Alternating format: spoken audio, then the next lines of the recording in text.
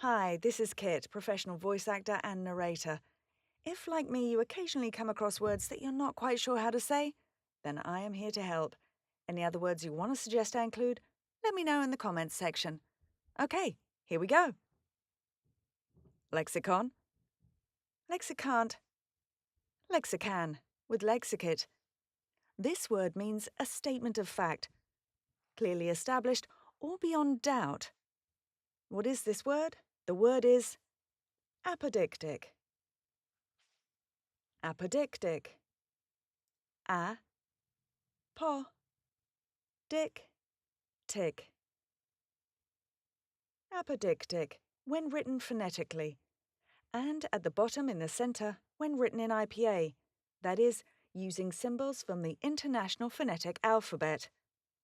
How to use apodictic in a sentence. Here's one example. An apodictic statement is one which is logically certain and certainly provable. So there it is, apodictic. We've clearly established, beyond doubt, how to say apodictic, a word meaning clearly established or beyond doubt.